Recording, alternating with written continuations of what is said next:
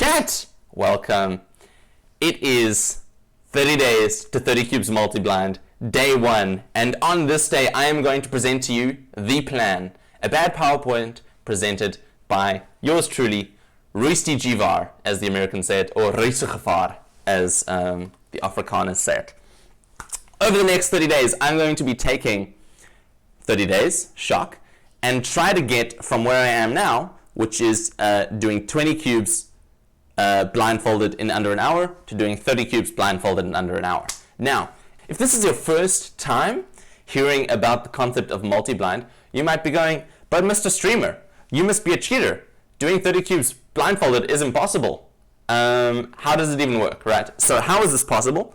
First of all, if you're on YouTube, I'm hoping to do a video telling you in more detail how it works. Click the link if that's the case. But basically, if we think about kind of the first principles of this, we need to memorize approximately, we take this Rubik's Cube and we abstract the data. We don't actually memorize visually the cube. We make each piece or each set of pieces represented by a certain letter, right? So in order to do, and we end up with needing to memorize 20 letters per cube. So for 30 cubes, that's approximately 360 letters. We take those letters and we make them into letter pairs, which correspond to images. And so we need to be able to memorize about 180 images, right? To do that, that's a lot of information. No shot you memorize that and retain your sanity without some way to structure that information. So to structure it, we put it in a memory palace. Again, outside the scope of this presentation, but there's probably a link somewhere to something explaining in more detail how a memory palace works, right? Then, once we've memorized it all and put it in our memory palace, we go back to our memory palace, we remember our images, and then we'd like spin the cube a bunch to solve it, right? And as I've already said, we're doing this starting from a baseline of 20 cubes in an hour. So this is not a 0 to 30 in 30 days. That would be impossible unless you're at like 30 seconds 3 blind time, I would say. So I think for most people, when they think about multi-blind, the mind-blowing thing for them is how much is being remembered. Like, oh my goodness, you're remembering 30 cubes, that's so much.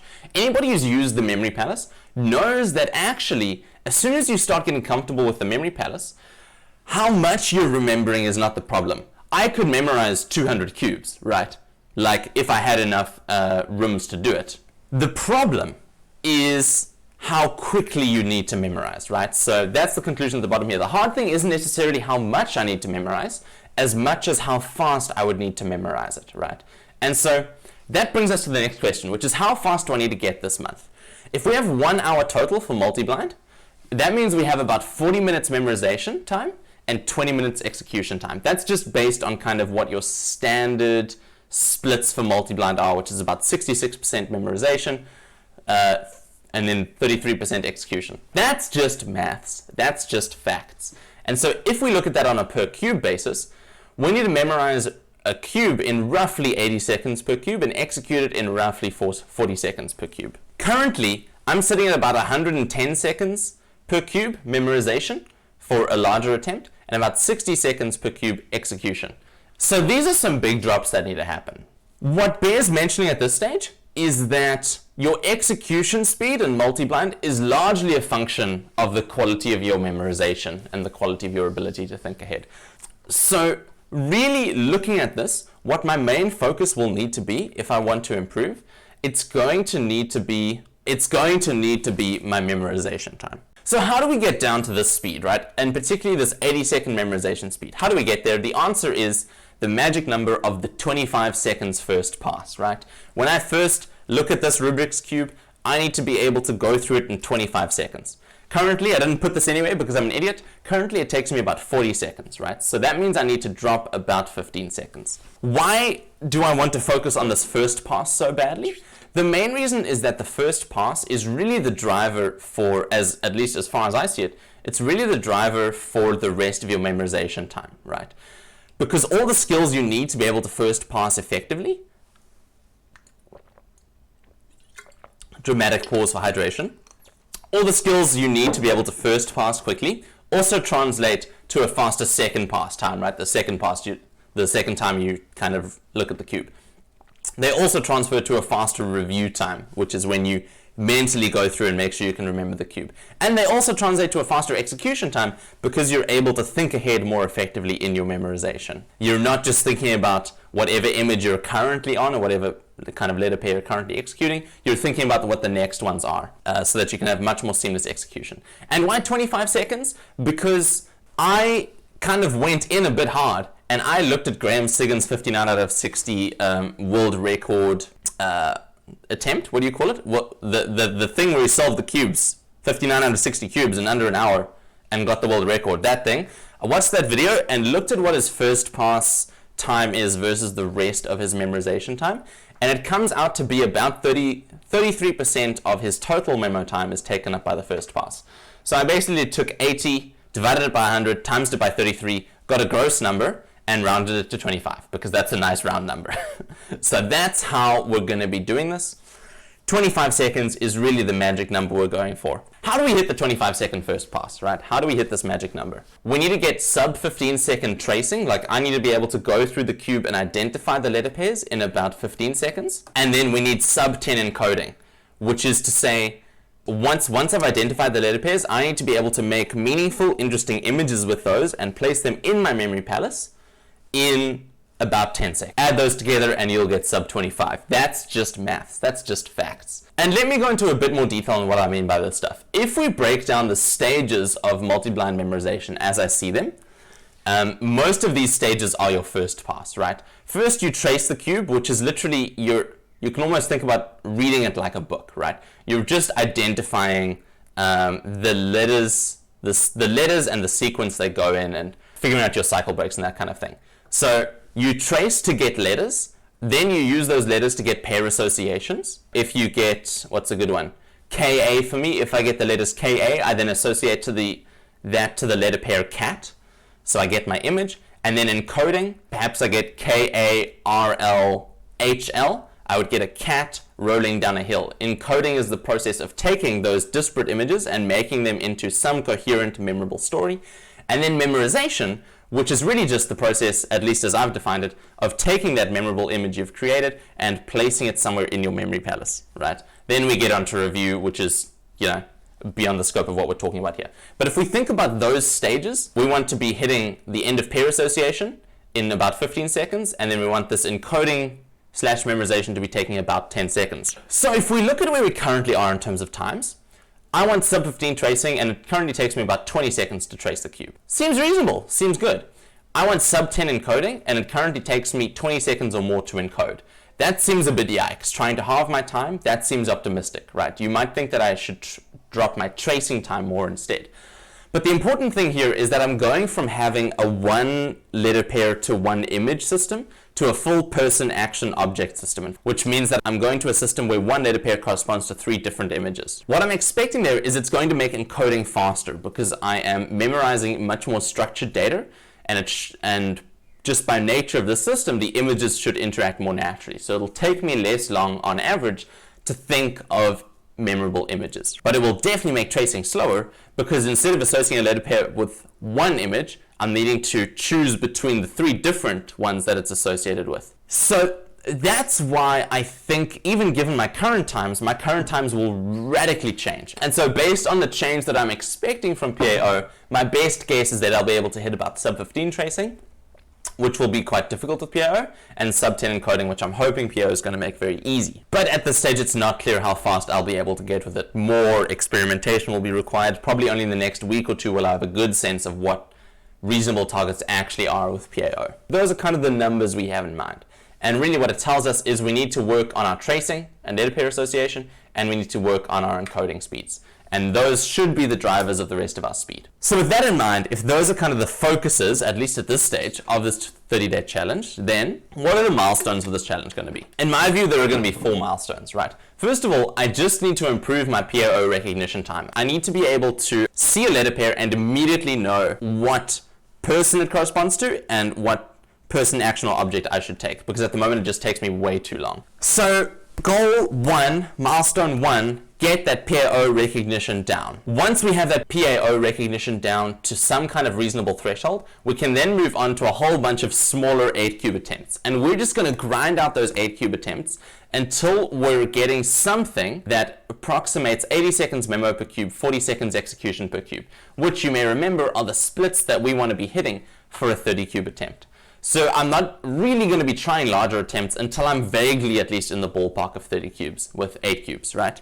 But I'll probably be doing 1 to 2 16 or 24 cube attempts during the week, just to make sure that I don't lose my ability to focus for longer periods of time, because I just become like a dopamine addict doing these really short attempts all the time, or what will hopefully be short attempts. We'll see. Once we hit those 8-cube time goals, we then move up to trying to get similar time goals on 16 and 24 cube attempts. So trying to hit those time goals on slightly longer attempts, and also building up our focus muscles again. And once we can kind of consistently hit these 80 memo, 40 execution time goals on 16 and 24 attempts, we'll move up to full 30 cube attempts, and we'll just grind out as many as we can a day until the end of the challenge, hoping to get 1 sub-hour. And it bears mentioning at this point, sub-hour means 30 cubes under the hour. I don't care if 3 are solved. Like, we're not trying to do good 30 cube attempts. We're trying to do 30 cube attempts at all under the hour. So if these are our milestones, what do we anticipate being our main challenges? Obstacles might be a better word. Imagine that word challenges says obstacles instead. 3 main obstacles I anticipate. The first that I've been experiencing a lot is mental fatigue. The second that I've been experiencing for the last year and a half is tendonitis in my arms. And the third is just straight good old burnout on practice. So let's go through those in slightly more detail. Mental fatigue is just literally my brain getting exhausted. And with the last week or so trying to just basically memorize mostly an entirely new letter pair list, 505 letter pairs in the last like 9 days. My brain has basically fried trying to memorize all that stuff.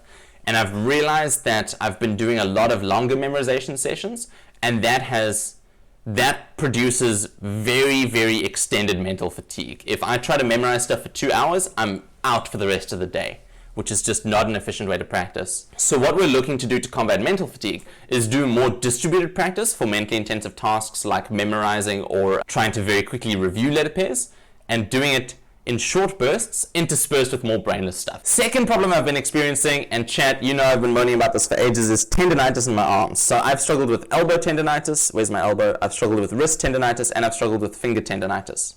They're my fingers. Sorry, the camera's mirrored, so I get confused. What actually got me into blind solving in the first place was massive tendonitis in my arms preventing me from doing 3x3. At the moment, my wrists and my fingers are fine, which is great, but my elbows are the main problem. I'm still experiencing some slight pain in my elbows. And so what we're going to do is we're never going to overdo turning on a particular day. Anytime we feel pain, we're going to stop, because it's just not worth losing the ability to turn cubes for slightly more practice on one day. And we're also going to be alternating turning and non-turning days. So kind of day 1 will be a turning day, then we'll do a rest day, then day 3 will be a turning day, etc. And then I've also got kind of a daily physio routine I do alongside this stuff to make sure things stay limber and are slowly getting stronger. The last thing is just burnout, right? Getting really exhausted, getting over the practice, whatever. Biggest thing in terms of burnout, I think so far, is to limit streaming. I really enjoy streaming, but it also takes a lot of energy out of me, right? And if I'm doing this very intense practice, I would be very worried about losing more energy each day than I'm gaining from the streaming and the practicing. Next thing is rest days. At least 1 full day of rest a week, if not more. Kind of based on my energy levels, I need to determine how many more I want. And then the last one is just a mindset thing. Inputs over outputs. A friend of mine spoke the other day about there being like 3 concentric circles of things we need to think about in life. The first is things we can control. The second is things we can influence. And the third is things that we have no control or influence over. The opportunity in doing a challenge like this is that it forces me to think differently and very deliberately about practice to generate improvement at a rate that I wouldn't otherwise experience. But the danger is that I get fixated on that 30 cube goal, right? When in fact my goal is much more general than that. My goal is just improvement. If I get fixated on whether or not I'm hitting 30 cubes, it's very easy to get discouraged and burnt out, because I can't actually control whether or not I hit 30 cubes. That's just not in my power. I can influence my rate of improvement, but I can't explicitly control it, right? The things that I can control are how much practice I do every day, how I manage my rest, how I manage my injuries, the efficiency of the practice I do, that kind of thing. So it's going to be important for me to focus and keep bringing my focus back to the inputs rather than my outputs. And I have to be satisfied with doing good practice, even if it produces no results, right? Because that's all I can control. Adam says, your short-term goal is improvement in perspective and methodology, not 30 cubes. Exactly. Saying in one sentence what I've just said in 5 minutes. That's precisely it. Those are our main challenges, kind of laid out. What's our schedule going to be?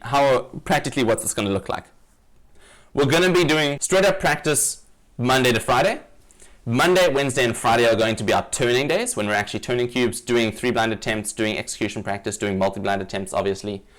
Tuesday and Thursday are going to be non-turning days, where we focus even more on memorization, and where we do stuff like tracing practice, recognition practice, multi-attempts, but where we only memo the cubes, we don't execute them. Saturday, I'm going to do the Reddit Cubers.io comp occasionally. We'll probably do weekly competition stuff on Saturday, just as a nice baseline for improvement. We'll do a general progress check-in. We'll maybe look at some spreadsheets and stuff, and then we'll just chill out because it's hopefully been a long week of productive practice. We'll just like do some 3x3, we'll race with viewers, we'll play some video games, whatever. And then Sunday, we will rest hard. We will chill hard on Sundays. I'll stream basically every day except Wednesday and Sunday is the plan. Obviously, if I find streaming to be too onerous, we'll drop the days. The goal of this is not to be a consistent streamer. The goal of this is to improve as much as possible, right? So if I find that streaming is interfering with my practice or taking too much energy, we might drop out additional days. But basically, I'll still be practicing on Wednesday, just not streaming it, so that I have a bit of a breather in the middle of the week to recover. And we'll probably aim to stream about 2 to 4 hours per day, depending on my fatigue levels. That's the plan, chat. That's everything. To recap, this is running today, March 26th, until next month in 30 days, which is April 25th. For YouTube, twitch.tv/Rustigevaar, or Rustigevaar, as it should be pronounced, if you want to follow along and watch me suffer. That's everything.